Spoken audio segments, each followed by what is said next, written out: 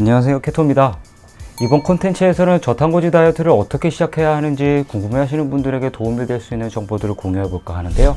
탄수화물, 단백질, 지방의 섭취 비율은 몇 대 몇으로 하는지, 몇 g씩을 계산해서 먹어야 하는지 질문해 주시는 분들이 많았는데요. 사실 이 질문에 답을 하려면 오히려 제가 더 많은 질문을 해야 할 만큼 복잡합니다. 왜냐하면 유전적, 환경적, 신체 조건과 식습관, 생활 패턴, 업무 강도, 운동량, 수면의 질까지 모두 들여다봐야 제각각 본인에게 맞는 적정 섭취량을 알 수 있기 때문이죠. 그래서 건강 전문가들은 편의상 보편적인 통계에 의한 수치로 권장하는 저탄고지 영양 섭취 비율을 만들었는데요. 탄수화물과 단백질 대비 지방 비율은 1대4, 탄수화물은 4에서 26%, 단백질은 18에서 23%, 지방은 51에서 78%로 권장하며 자신의 대사 능력에 맞게 탄수화물은 20g에서 100g 미만, 단백질은 활동량과 운동량을 감안해서 자신의 몸무게의 0.8에서 1.5를 곱한 g수만큼 먹고, 식이지방은 탄수화물과 단백질을 더한 양에 곱하기 4를 한 g수만큼 먹는 것을 권장합니다. 또한 탄수화물과 단백질 섭취량을 조절하면서 자신의 적정 섭취량을 알아내고 포화지방과 단일부 포화지방을 충분히 먹는 것이 중요하다고 강조합니다. 사실 매 끼니 권장하는 영양소 비율대로 먹기도 어렵고, 영양소 비율을 맞춰서 먹는다고 해도 시시각각 바뀌는 몸 상태에 영향을 맞춘다는 건 여간 스트레스가 아닐 수 없습니다. 저탄고지 다이어트를 시작하시려는 분들에게는 더 막막하게만 느껴지고요. 지난 저탄고지 가이드 영상에서도 언급했듯이 저탄고지 다이어트는 탄수화물, 단백질, 지방의 식이영양 비율과 섭취 칼로리를 챙기는 것에 그치는 식사법이 아니라는 걸 먼저 이해하시는 것이 시작하는 단계에서 자신의 몸 상태를 살피고 적정 섭취량을 찾는 데 더 도움이 될 수 있습니다. 그래서 조금만 검색해보면 알 수 있는 보편적인 탄수화물, 단백질, 지방, 미네랄, 비타민의 권장 섭취량을 소개할 게 없어 저탄고지 다이어트는 왜 하는지, 무엇을 목적으로 하는지에 관한 본질적인 정보들을 공유하려고 하는데요. 처음 저탄고지 다이어트를 시작하시려는 분들이 제가 겪었던 시행착오들을 덜 겪으면서 좀 더 수월하게 식단 조절을 하셨으면 좋겠다는 마음에서 이번 콘텐츠를 만들게 됐어요. 자, 그러면 저탄고지 다이어트 제일 처음 뭘 해야 할까요? 첫 번째로 목표 설정을 꼽아봤어요. 제가 말하는 목표는 몸무게나 치팅데이를 말하는 게 아닙니다. 우리 몸은 탄수화물 즉 당질을 태우는 대사 능력과 지방 즉 지질을 태워서 에너지원을 얻는 대사 능력을 모두 갖고 있습니다. 이를테면 우리 몸은 근육과 간에 저장된 포도당 집합체인 글루코겐을 먼저 에너지원으로 사용하고 고갈되면 지방 조직에 저장된 중성지방을 태워 간에서 나오는 케톤체를 에너지원으로 사용하도록 설계되어 있는데요. 이처럼 당질 대사와 지질 대사를 오가며 대사 전환을 하는 능력을 신진대사 유연성이라고 말합니다. 많은 건강 전문가들은 먹을 것이 부족했던 고대 인류가 생존할 수 있었던 이유를 대사 유연성이 중요한 역할을 했기 때문이라고 보고 있는데요. 하지만 먹을 것이 넘쳐나고 24시간 어디서도 음식을 구할 수 있는 영양과잉 시대에 살면서 잘못된 식습관으로 우리 몸은 에너지를 사용하는 것보다 에너지를 저장하는 데 익숙하게 됐고, 대사 유연성이 떨어져서 체중이 늘어나고 건강 악화를 겪는 분들이 많아졌습니다. 만약 살을 빼고 날씬함과 건강함을 유지하고자 저탄고지 다이어트를 시작하려고 하신다면 신진대사 유연성 회복에 무게를 두고 식단 조절을 하는 것이 저탄고지 다이어트로 건강 이점을 누릴 수 있는 시기를 앞당기는 데 아주 중요한 역할을 해줄 거라고 생각합니다. 두 번째, 혈당과 인슐린 수치 관리.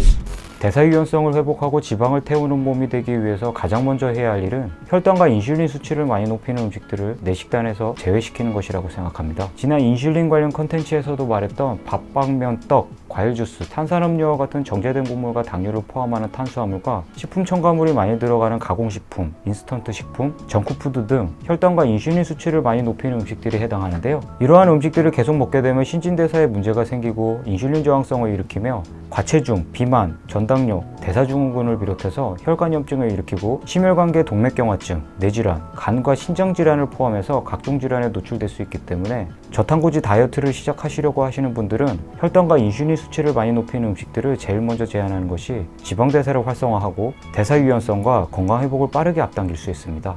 대신에 지난 저탄고지 다이어트 가이드에서 언급했던 항영양소가 들어있는 채소들은 제한하고, 항영양소가 상대적으로 적으면서 혈당과 인슐린 수치를 많이 높이지 않는 녹색잎 채소를 중심으로 식단에 추가해서 섬유질 섭취를 늘리는 것이 장내 환경을 개선하고 영양소 흡수에 도움이 되는데요. 만약 생채소 섭취가 어려우신 분들은 데치거나 익혀서 먹을 수 있는 십자헛과 채소들을 식단에 추가해보세요. 세 번째, 천연지방의 섭취를 늘린다. 저탄고지 다이어트를 시작하려면 아무래도 지방 섭취의 두려움에서 벗어나는 것이 먼저일 겁니다. 우리 몸의 세포, 장기, 뇌는 모두 지방으로 이루어져 있고 외부의 충격으로부터 몸을 보호하고 체온을 유지하는 역할을 하기 때문에 반드시 지방이 필요합니다. 그런데도 지방을 더 먹으라고 하면 대개 콜레스테롤을 걱정하시는 분들이 많은데요. 물론 콜레스테롤 수치가 높으면 혈관염증을 일으키면서 동맥경화가 진행되고 심근경색, 뇌경색을 일으킬 확률이 높아지는 것과 관련이 있다고 알려져 있지만, 유전적으로 콜레스테롤을 많이 만들어내는 분들도 있고, 총 콜레스테롤 수치를 보기보다 LDL 콜레스테롤 수치와 LDL의 입자 크기까지 들여다볼 필요도 있을 뿐더러, 정작 혈관염증을 일으키는 주된 원인이 과도한 정제곡물, 당류가 포함되는 탄수화물 섭취라는 사실을 관가하는 경우가 많습니다. 혈관염증들을 어떻게든 가라앉히기 위해 콜레스테롤이 자기 할 일을 하는 것뿐인데, 진짜 나쁜 건 무엇인지 생각해 볼 필요가 있습니다. 콜레스테롤은 90%가 간에서 만들어질 정도로 우리 몸에 꼭 필요한 성분이며, 음식에서 얻어지는 것은 10%에 지나지 않는다고 합니다. 그리고 포화지방은 식으면 굳으니까 포화지방을 먹으면 혈관을 막아 심혈관 질환을 일으키는 것으로 오해하시는 분들이 많은데요. 식물성이든 동물성이든 지방은 쓸개즙의 유화작용으로 소화되고, 혈관에 흡수된 후에도 리포단백질이라는 운반체가 있어서 혈관에 붙는 현상은 일어나지 않는다고 하는데요. 그러니까 포화지방 섭취와 콜레스테롤 수치 증가, 동맥경화, 혈관 손상, 심혈관 질환과는 관련이 없다고 할 수 있습니다. 정말로 혈관 질환을 일으키며 사망률을 높이는 나쁜 지방은 고도로 가공된 인공 트랜스 지방입니다. 이와 관련 내용은 다음 컨텐츠에서 자세히 다룰게요. 처음 저탄고지 다이어트를 시작하시려는 분들에게 천연지방 섭취를 늘리라고 하면 고기나 치즈, 버터 섭취를 늘리는 것으로 생각하시는 분들이 많으실 텐데요. 2015년 지방의 누명이라는 프로그램이 방영되고 삼겹살과 버터가 풍기 현상을 일으켰던 것을 보면 금방 알 수 있는 일이죠. 제가 말하는 천연지방은 냉합착 올리브오일, 생들기름, 아보카도 오일, 코코넛 오일류입니다. 추후 컨텐츠에서 자세히 이야기하겠지만, 이러한 지방에도 포화지방산과 불포화지방산, 오메가3와 오메가6의 비율이 제각각이어서 천연지방도 골고루 섭취하는 것이 지방대사를 활성화하고 건강회복과 유지에 도움이 될 수 있습니다.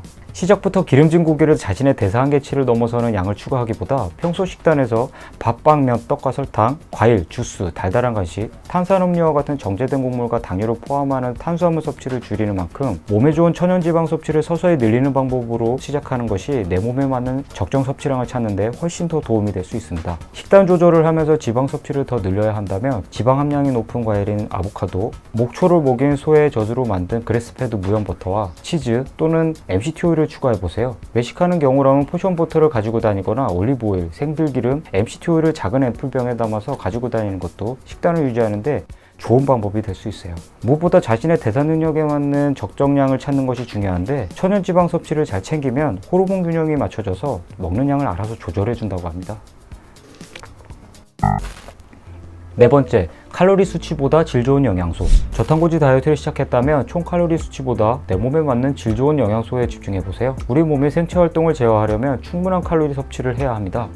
만약 내 몸에 필요한 칼로리보다 적게 먹고 격렬한 운동이나 신체 활동으로 스트레스를 받는 상황이라면 대뇌는 이를 비상 상황으로 인식해서 머리는 멍해지고 무력감과 피로감을 느끼며 호르몬 작용으로 체중이 늘고 갑상선 장애가 발생하며 항상 배가 고프고 계속 음식을 찾게 될 거예요. 결국 폭식을 하게 되고 예전의 식습관으로 돌아가 다이어트를 포기하고 맙니다. 그러니까 소비 칼로리보다 적게 먹고 운동을 하면 살을 뺄 수 있다는 저칼로리 다이어트는 실패하기 쉽다는 사실이 단연간 많은 사례를 통해 증명이 되었는데요. 내 대사 능력만큼 질 좋은 영양으로 식단을 채운다면 뇌 기능 향상과 호르몬 균형을 맞춰주고 장내 환경 개선으로 영양소 흡수를 원활하게 해주며 지방 대사를 활성화하고 대사 유연성 회복과 더불어 먹는 칼로리를 알아서 조절해준다는 걸 알게 되실 거예요. 다섯 번째, 조급해하거나 포기하지 않기.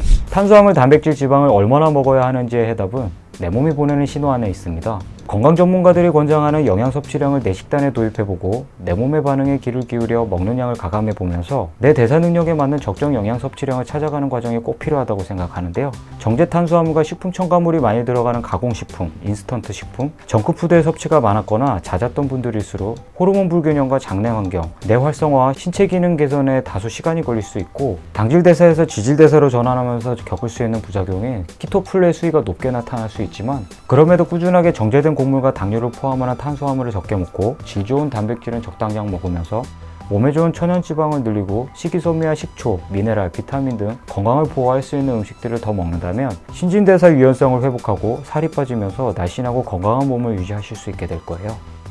그러려면 우리 몸이 지방대사를 활성화하고 대사 유연성에 적응할 시간이 꼭 필요합니다. 그러니까 저탄고지 다이어트를 하신다면 조급해하거나 포기하지 마세요.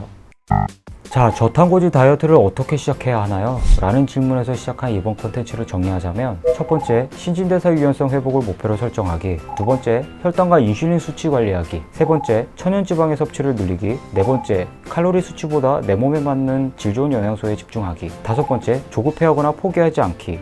여기까지 저탄고지 다이어트를 시작하려고 하시는 분들이 꼭 챙겼으면 하는 5가지 방법을 소개해 봤는데요. 이 밖에도 먹는 시간과 먹지 않는 시간의 균형, 간식 줄이기, 공복감 주기가 길어지면서 자연스럽게 진행할 수 있는 간헐적 단식, 자존감에 관한 얘기도 하고 싶었지만 너무 길어지기도 하고 다른 컨텐츠에서도 설명한 부분이라서 언급하지는 않았는데요. 제가 처음 저탄고지 다이어트를 시작할 당시를 떠올려서 제일 먼저 실천하면 좋을 것 같은 내용들을 골라서 얘기해 봤어요.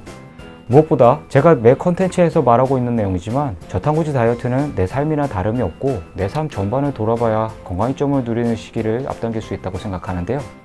아무쪼록 나를 사랑하는 마음으로 먹는 음식에 있어서 항상 지혜롭고 현명한 선택이 함께하기를 바라겠습니다. 그러면 더 유익한 다음 컨텐츠에서 뵐게요. 긴 시간 시청해 주셔서 감사합니다.